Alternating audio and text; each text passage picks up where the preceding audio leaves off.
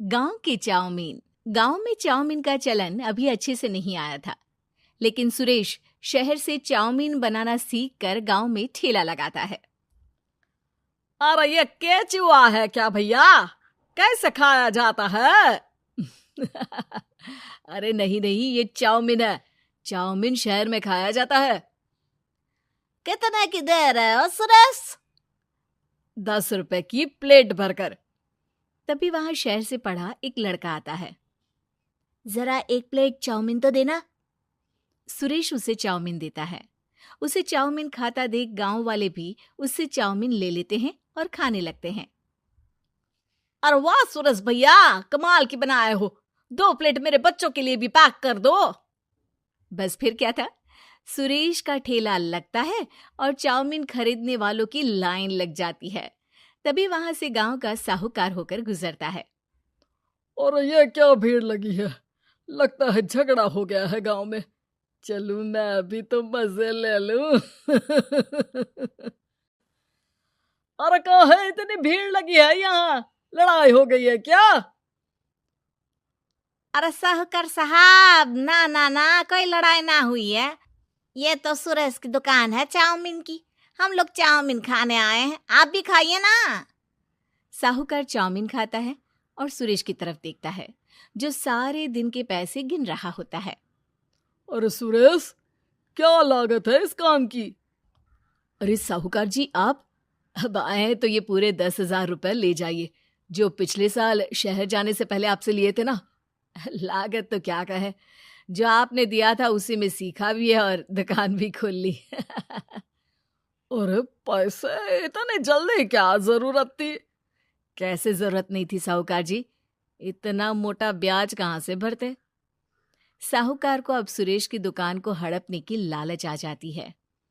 नाना करते ये सारे दिन में 500 रुपए कमा ही लेता है। अरे गांव में ये ऐसे ही कमाता रहा तो कहीं ब्याज का काम ना शुरू कर दे। अरे भैया, कोई ना कोई जुगाड़ तो करना पड़ेगा।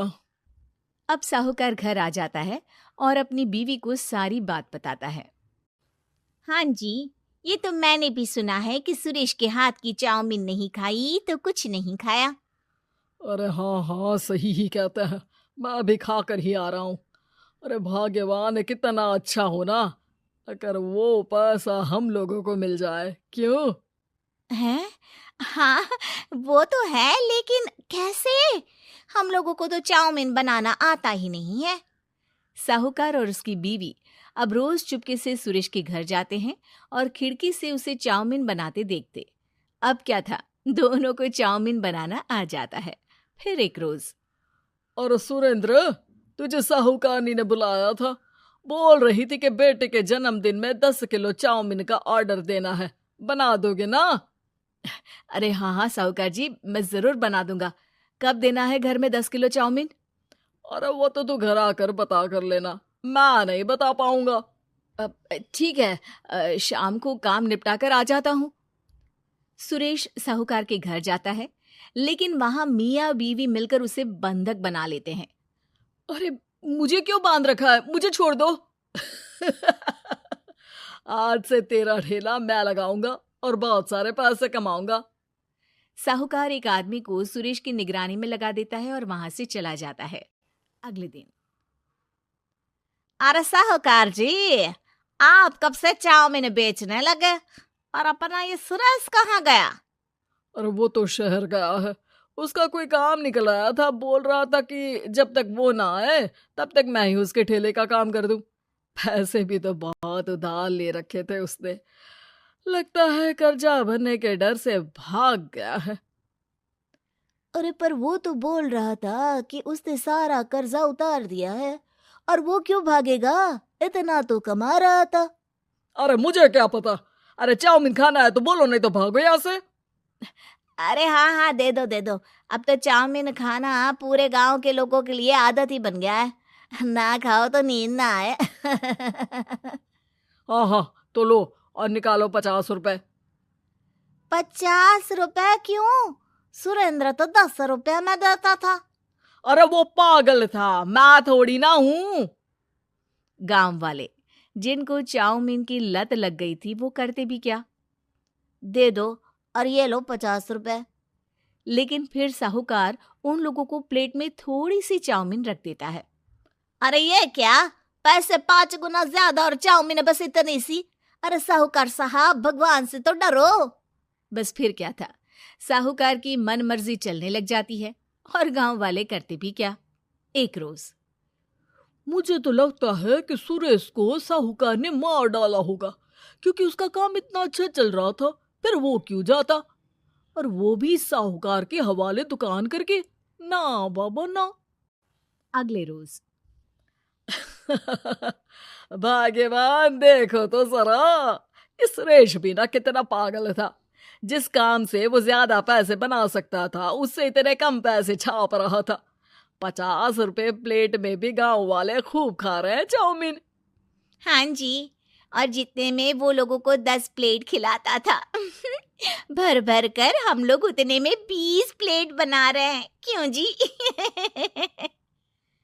वहीं सुरेश रोज भगवान से मांगता कि बस एक बार वो किसी तरह वहां से निकलने में कामयाब हो जाए, लेकिन उसकी हर कोशिश नाकामयाब होती। फिर एक दिन, अरे भाग्यवान, ऐसा कुछ करो कि चाउमीन बनाने का खर्चा आधा हो जाए, जिससे हम लोगों को और मुनाफा हो।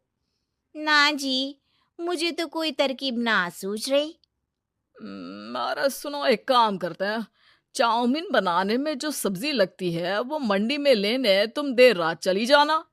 तब तक वो सारी सड़ी गली सब्जी जो दुकानदार वहीं फेंक जाते हैं, वो उठा कर ले आना फ्री में। अरे वाह जी वाह, आप तो बहुत समझदार हैं जी। बीवी वैसा ही करती है, लेकिन अब लोग चाउमीन खाते तो मुंह बनाकर। फिर एक बार, अरे राम राम राम, ये पेट में दर्द काहे हो रहा है? आई, आई, आई, आई, आई। हाय रे हाय, मेरा भी पेट दर्द के मारे फटा जा रहा है। सभी को शक हो जाता है कि उन लोगों को चाउमीन खाने से ही ये बीमारी हो गई है। वहीं दूसरी तरफ जो आदमी सुरेश की निगरानी कर रहा था, वो सो रहा होता है और मौका देखकर सुरेश वहां से भाग जाता है। सुरेश गांव वालों के पास जाकर उन्हें सब कुछ बता देता है। बस अब क्या था, साहूकार के घर पुलिस पहुंच जाती है। चलो, तुमने गांव के लोगों को खराब सब्जी वाली चाउमीन खिलाकर बीमार किया और सुरेश को बंधक बनाया। तुम्हें इसीलिए हम गिरफ्तार कर रहे हैं। साहूकार को पुलिस ले जाती है और फिर अगले दिन से सुरेश का ठेला गांव के बाजार में लग जाता है, जहां अब पहले से ज्यादा भीड़ होती है।